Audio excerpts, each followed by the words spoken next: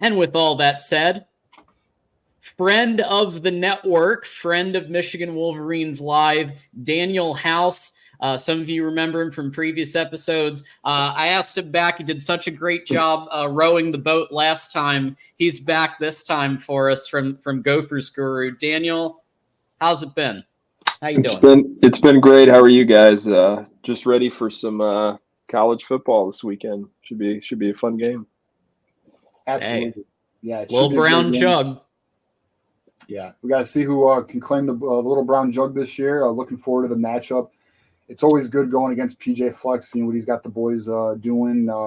Give us a quick summary on how the season's going, how the team's playing, some strengths, some weaknesses, and what do we need to know about Minnesota heading into this matchup? I'd say just the defense, the run defense against Iowa was a little bit leaky, erratic. The stretch zone gave them some trouble.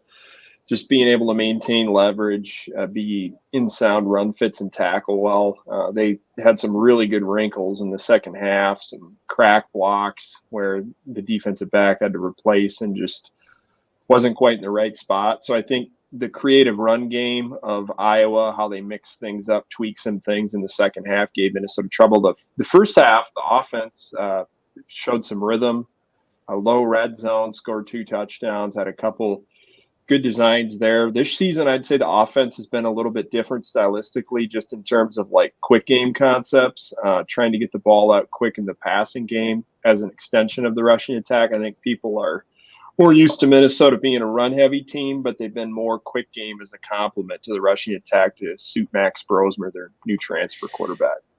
Yeah. First impressions on this, when I see this this line and this over-under, seems like they don't think a ton of points are going to be scored, because we've been seeing in the 40s for over-unders last couple of weeks, and they're saying 38.5 on this one.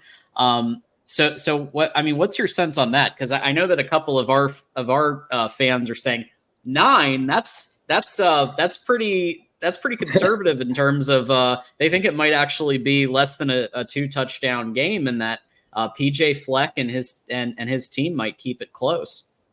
Yeah, the thing about this game is stylistically, there's a couple things that are interesting to me in the matchup. That like Minnesota hasn't been able to really consistently run the ball, and when you're playing this type of defensive front, this is the best defensive front that Minnesota is going to play all year probably on their schedule.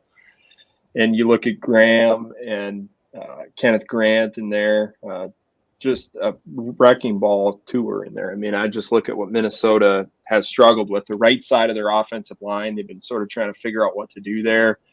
Played Ashton Beers lately at right guard and slid Quinn Carroll to right tackle where he played last year. They wanted to try to play him at right guard, but ended up after the first game needing to slide him back out to tackle. So they've been trying to figure some things out. I think like Wink Martindale's system, I think you're going to see a lot of like pressure presentation packages where they bluff out, into the zone, into cover 2, and do some things with trap coverages and things where they can try to create a takeaway. That's why I think like defensive score for Michigan, Minnesota can't be backed up in passing down situations, because I think that the clear advantage is Michigan's front versus Minnesota's O-line. And then on the other side of the ball, just looking at Michigan's run game, Minnesota against teams that have had good backs and well-schemed rushing attacks, they haven't been able to stop them consistently. So I think with everything that Michigan does from a run game standpoint, the variety, the amount of personnel groupings, I think that's going to create a lot of challenges for Minnesota. So, yeah, I guess I was surprised the line opened at 12.5, didn't it? Now it's down to 9.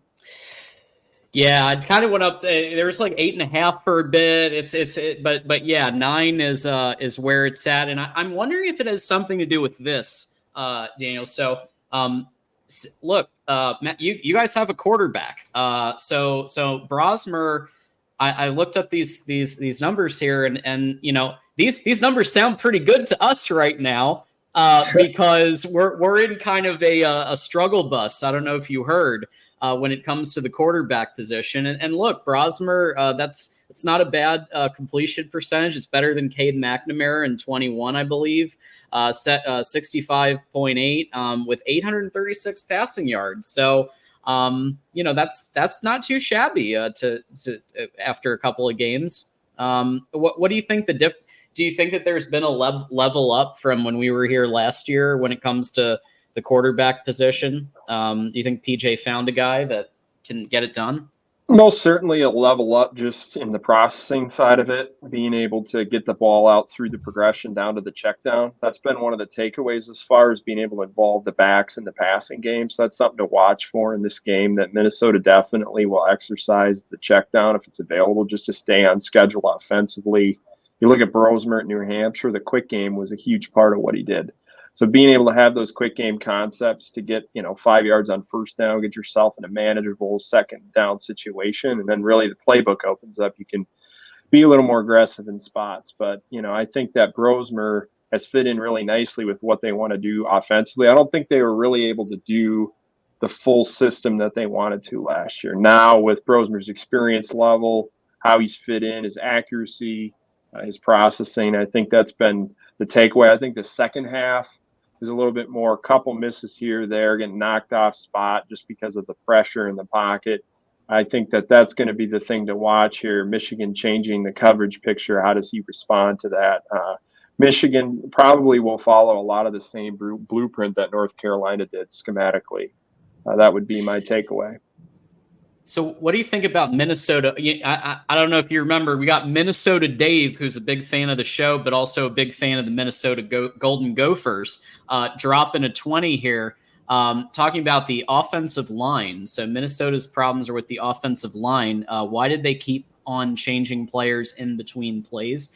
Also, because of the loss of Iowa, my dad decided to go up to Mount Pleasant and watch his alma mater. So Minnesota Dave over here. Yeah, the Minnesota's offensive line, I think they just trying to figure out that right side. PJ Fleck talked about it entering the spring this year, that he wanted someone to separate themselves in the conversation, in the competition there.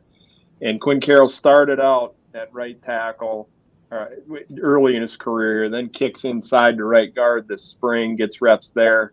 And they had Martez Lewis getting some reps, and that didn't go well in the first game, so they decided to move Quinn back outside to right tackle, and then they had Ashton Beers coming in there. So Ashton Beers is a less experienced player, and I don't even think it's just been the right side. They got a second-year offensive lineman who was a guard playing center, and he's trying to figure out all the protections and everything that they're trying to do. Ariante Ursary, he's kind of the cornerstone player of the offensive line, left tackle, who is in the eyes of NFL scouts. But I think it's just been not really responding super well to stunts and different ways that coordinators are attacking protections with pressure. That's been the real takeaway. And then just inconsistent up front. A missed assignment here or there has just kind of hurt them up front. So I think that's been the takeaway through the first few games. Can they sort of figure that out? And now, you're playing one of the best fronts in college football and the best one they'll probably play all year this week. So they don't have much time to figure it out. TJ, any thoughts on the matchup on Minnesota's offense, Michigan's defense?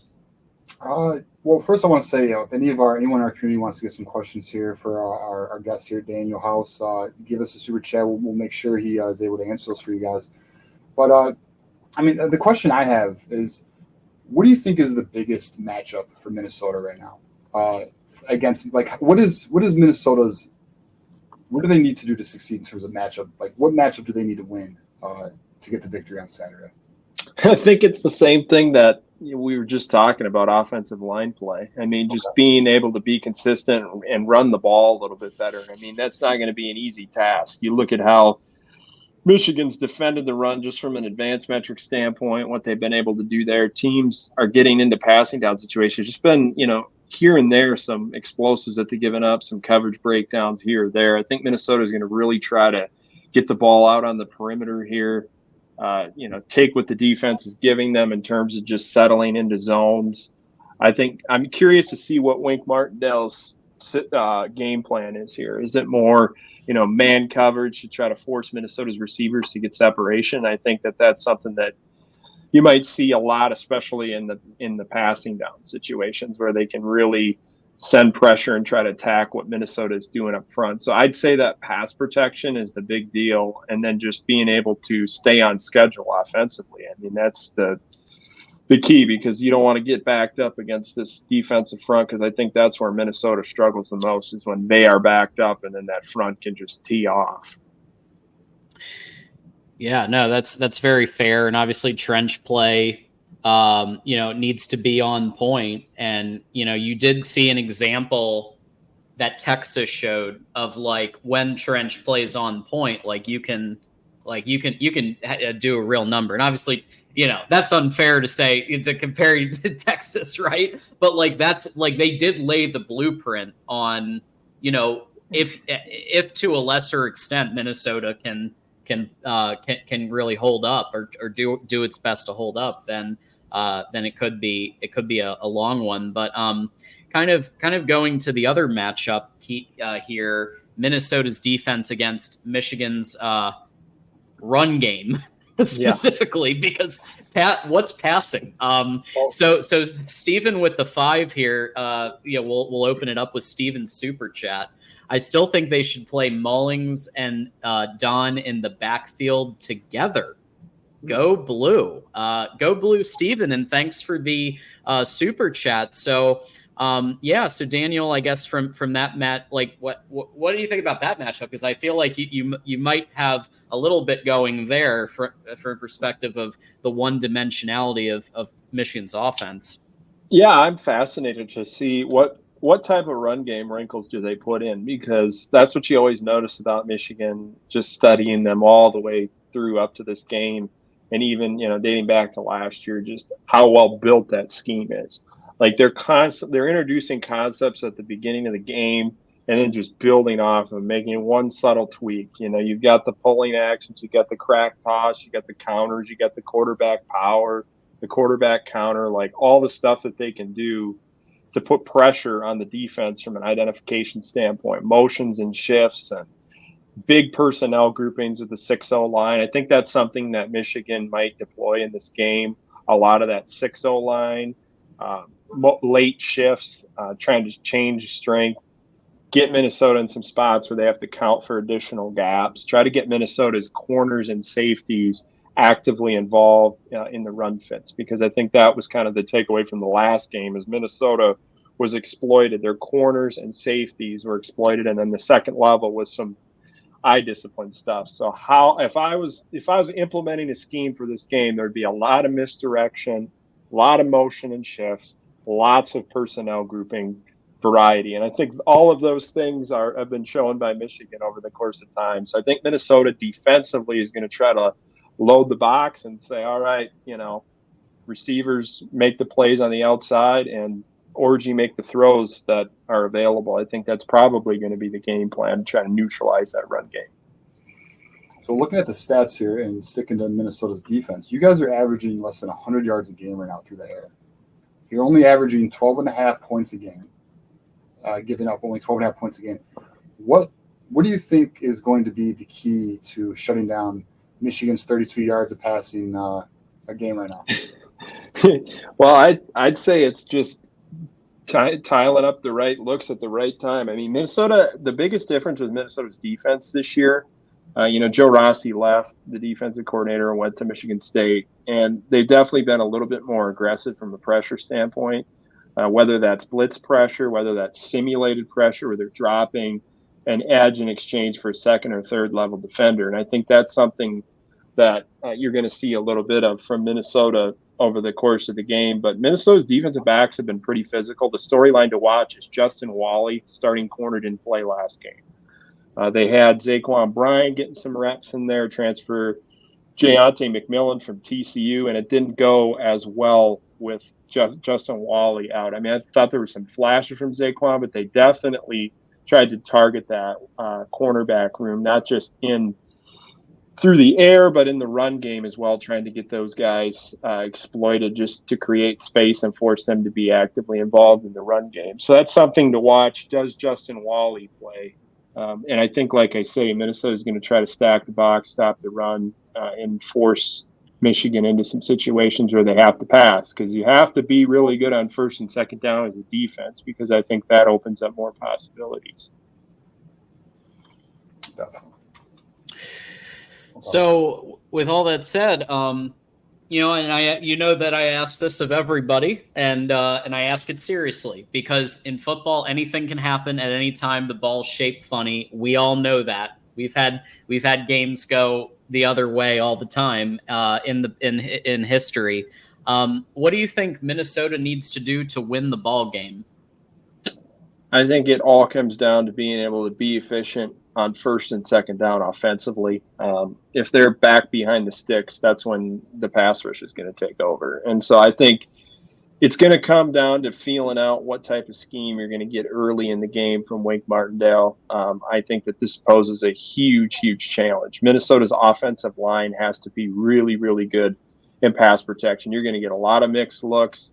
You're going to get a lot of mismatches created. I think they're going to try to do some things on the right side of the O-line to attack some things potentially. So you better be ready from a protection standpoint, getting in the right looks, the right protections based on what you're seeing. I would say also on the other side of the ball, they're just going to need to play the run well. I mean, clean up some detail stuff. The 2 Power 4 games they played, one North Carolina and Iowa, they just haven't been very good tackling. They missed double-digit tackles, just detail things where they're not in the right run fit, lapses and leverage on the ball carrier. Like, just all the little details need to be pinned up to play the run well. And when you're playing a team like Michigan that is just so good at mixing things up, I think that that's the biggest mismatch in this game is a run game. Can you get Michigan to the point where they have to throw the ball? Like, that's what I would say. You got to get them in that spot. Can you stop the run well enough? I mean, that's your whole week of game planning. How can you stop the run? And I still think it's a huge task, because I love Khalil Mullins. I think he's really, really good. I think he's played super well. His contact balance is elite, and he presses blocks really well, lets things set up. I think he's really talented. I mean, everybody's talking about Donovan Edwards entering the season, but Khalil Mullins has been really, really, really good. I've been impressed with him. Yeah, us too. We'll see if the coaching staff also is impressed with Khalil Mullins next Saturday. But that's a big debate in the fan. That's a big debate for the fan base right now, is the carry split between the two. Is it really? Oh my God, yeah, because Khalil Mullins got 17 to Donovan Edwards 14, and he's doubling his production right now, and the average isn't even close. But Sharon seems to be just focused Mix on it up, baby. the ball. Mix it up, baby. That's what he's looking to do. Yeah, mixing up too much though. But is Loveland going to play? Or what's the story we'll there? see. So last week it was like a 60-70% chance. I think it's more likely he'll play this week, but we'll have to find out. It's so early in the week in terms of practice. Where's he at? So I don't know. We'll see. I mean, I'll tell you what, the passing game could use him. Yeah, it's a huge thing schematically to be able to work the middle of the field. Changes just how you prep defensively with your second level and your coverages and everything. I mean, if he's able to go, that adds another dimension and opens up some space in the passing game a little bit.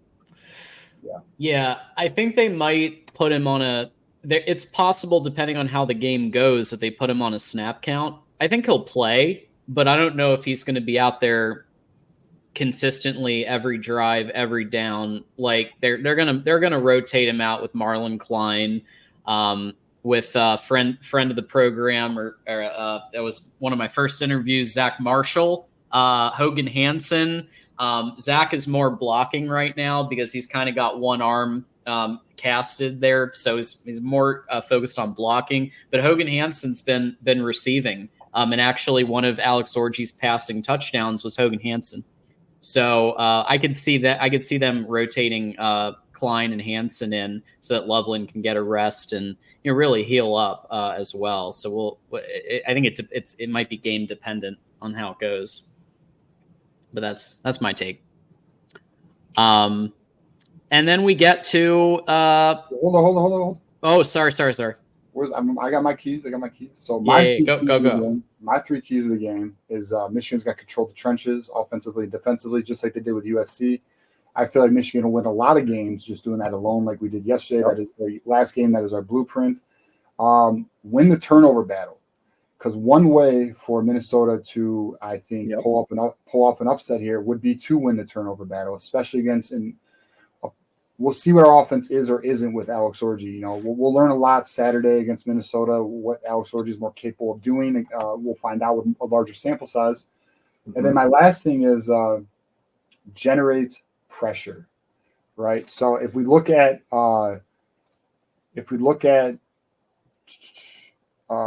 Max Brosmer's touchdown to turnover split here, it's 5 touchdowns and 3 interceptions, right? So it's not the best ratio. So if we can generate pressure, potentially we can win that, generate more turnovers, and I think that's a great way for Michigan to capitalize on the Gophers and bring home the little brown jug. Yeah, Will Johnson seems to be going almost an interception a game, it feels like. Probably the best player in the nation. So my guess is he's going to get involved and might have another pick there. But yeah, no, I mean, I think TJ kind of nailed it on the Michigan keys. I think I would like to see Michigan. I understand there's a lot of people in chat that are like, don't even worry about passing, but like, we got to see what Alex Orji can do in the pass game. And this might be an opportunity where receivers could be at times a little bit more open. USC was doing a fantastic job for the most part of making it almost impossible to target. So Orji would make some solid throws, but they were covered often. The one exception being Samaj Morgan was open a few times and just wasn't getting targeted for whatever reason. But when he threw the ball, it was the throws weren't bad for the most part. They just USC was covering them very, very well. So maybe there will be some opportunities where they get a couple of them get a little bit more open from here and there, and we see a bit more passing. I want to put out a personal challenge to Alex Orji. I want 150 yards of passing this set. If he can get that, then I'll be happier. I'll say that. Hey, we'll set the bar low. Baby steps. Baby steps. Work our way up. Hey, 150 would be amazing. DF says 100. DF is going a little lower there. 100. That I'm good with 100. If we can just get to triple digits, man, just triple digit, just crawl before we walk, triple digits, and then maybe raise the bar each game. That's kind of what Sharon Moore said too.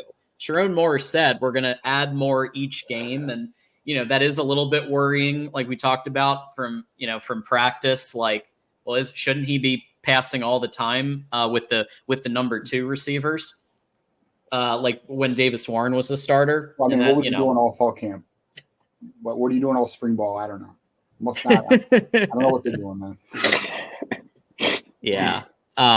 Blue Wolverine, who just gave a super chat here. Love the mixed panel shows and guests. Well, I'm glad you do, Blue. Everybody throw the Blue Wolverine emoji. We've got some special emojis for some of our contributors, and Blue Wolverine has his own emoji. We really appreciate you, Blue Wolverine. And thank you for the 5, and thank you for the compliment. And we try to bring some good guests on, and Daniel's a friend of the show and has been on before. And Steve with the 5. I read somewhere that Will Johnson is trying to get snaps on offense. Is that true? And should he? TJ, what have you heard on Will Johnson on offense? Any smoke there? In the off season, it was discussed, and it was something he said he wanted to do, and the coaches kind of played around with it. I don't know if it's likely to happen, but if he was to get some snaps on offense, I would say 3 to 5 snaps at most. You definitely don't want to put him in a position to get injured or anything like that. But listen, he's a dynamic player. I wouldn't put him in the category of a Travis Hunter, right? He's not that type of receiver, right? But he is a lockdown corner. So, but why not? I mean, what's Tyler Morris doing? Give him 3-5 snaps. Let's see what he can do with it.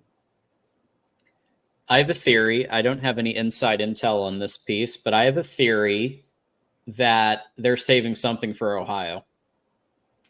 It's a long. There might be a package for Ohio. I'm sure they got some plays just for that game. I'm sure, but you mean Will Johnson?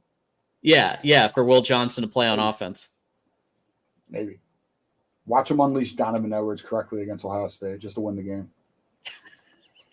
Wouldn't that be something? We're talking about it all. That means the rest of the season until Ohio State, they're still trying to use him in the backfield, and then against Ohio State, they actually use him properly. That would be something. I hope it doesn't take that long, but I guess we'll see.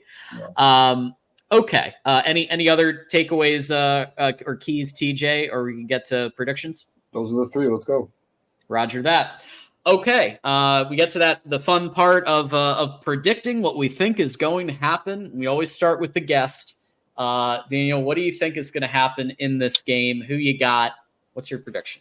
I got Wolverines 27-10. I think the running game of Michigan is going to be the X factor, and Michigan's pass rush is going to be very effective against Minnesota's offensive line. And I think those will be the two factors in determining this game. Okay. I have the score being 31-14 Michigan, bringing home not bringing home, but keeping the Little Brown Jug and Ann Arbor. I think the offense is going to show more this week. I do think Minnesota's defense is quietly good. If you look at their numbers, they're almost top 5 in everything in the Big Ten. I do know they played against Rhode Island, but listen, they played against North Carolina. Iowa's actually an improved offense this year. So, we'll see what Orgy and Co can do. But I think our defense is starting to find itself, which I think is the biggest thing here. I'm interested to see if Minnesota has the capability to put up more than 14 points against our defense. We'll find out Saturday, but yeah, 31-14 Michigan. And for me, and then we'll get to some of our YouTube member predictions. But for me, I'm thinking 34-10 Michigan. So I'm back predicting Michigan after predicting USC last week. Got cooked on that one, and happy to be cooked on that one. Very happy. But I do think I do think Michigan's going to take this one. And I do think they're going to break 30, for which has been tough for them. But I think it's very possible. Some of our YouTube members here predicting 30-14. So that's very exciting. We've got, let's see, Slade the Expectation, 42-10. Moose 45-10. DF has it 30, close to me, 38-10 there. Yeah, there we go. Steven and Steve, and okay, so they are saying that Minnesota is going to score. So it won't, nobody's predicting a shutout, but definitely a couple of touchdowns for Michigan. So YouTube members, appreciate your predictions and your thoughts. Daniel, I just want to thank you for being on, because this is like the second or third time you've been on my shows. You're always down for it, and I just want you to know I really appreciate it. Please give folks who are watching this, the Michigan fans, the Minnesota fans, Minnesota Dave, give your final thought for the audience, and of course, where can people find you? I'm excited to watch the game. Always fun to see how the coaches scheme the game up. I just think that it'll be fun to see Michigan's defense, and how I feel like they're getting really close to putting it all together right now. So I want to see how they play in this game and the type of approach they take. You can check out the preview of the game that I'll be putting out on GophersGuru.com. $5 a month gets you access to all the premium content on the website, so you can check it out there. Nice. Two things, Daniel, before we let you go. First, we have a super chat here. Yep. Blue Wolverine goes, Daniel, what are some traditions your team has that other fan bases may not be aware of? What is your favorite Minnesota memory? Ooh, that's a good one. Traditions. I would say the biggest tradition is like the walk in the stadium. I think they call it Victory Walk. They have a little thing before the game. The players come and the families greet the players, and the fans are there. And that's kind of Minnesota's big thing that they do before games. And I'd say Minnesota, best game I've covered is Penn State, Minnesota 2019. Really good game. Minnesota ended up getting a top 10 win. Yeah. Crowd storm. Hadn't witnessed a win like that. I mean, that team was complete. They had dynamic wideouts in Bateman and Johnson, Tanner Morgan at quarterback. Defense was really good. Antoine Winfield in the back end of that defense. I mean, that was a fun season to cover the Gophers. So I'd say that one is kind of the big one overall. Yeah, so I should have asked you this earlier, so I apologize. But like, what is the feel on PJ Fleck in Minnesota right now? Is the fan base starting to turn a little bit, a little restless? What's going on there? I think people are, yeah, starting to be a little bit like, wanting to see the program get back to being consistent. But I think, it's interesting how like the landscape totally changed, and now it's going to be all about, is Minnesota able to innovate, take the next step, build a team that can compete with financial constraints? Like, what are the limitations that Minnesota has relative to other programs that they're competing against in the Big Ten, and how do you close those gaps? And I think that's going to be the challenge that Minnesota faces here. How do you take this thing and make it incredibly innovative, do some things differently, figure out how you're going to put together all the pieces? I mean, it's a big challenge in this landscape.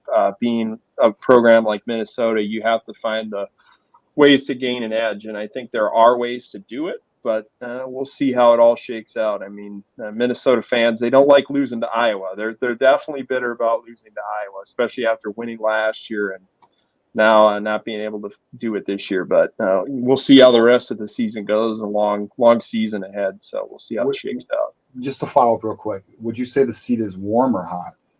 I don't think it's super warm, because of PJ Fleck's buyout is like 22.6 million or something like that. So it's pretty high. So he's in good shape with that. But I think like the fans here, they're just craving for a product that's consistent. And I think that, after last season and this season, how it started, they're looking for the team to improve a little bit. Yeah, I like Moose's words, lukewarm, like it's not super hot, but like, yeah, I think, yeah, the desire for more consistency and the occasional season like 2019. I remember the game that you guys beat Penn State. It was very enjoyable for me. I'm not a huge Penn State James Franklin fan, so it's very enjoyable to watch. And I had to sneak out of a wedding reception, and I was like, I got to see this. What's going on? So that was an enjoyable one. Yeah, I just think it's about consistency.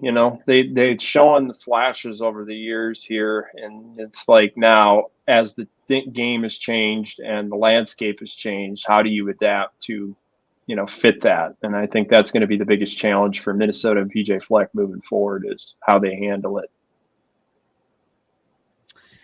Absolutely, good question, TJ.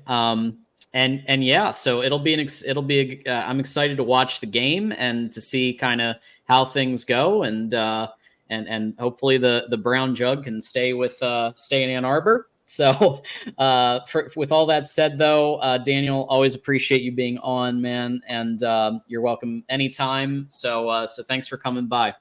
Thanks, guys. It was a lot of fun. Yeah, thank you, Daniel. Thanks, Daniel.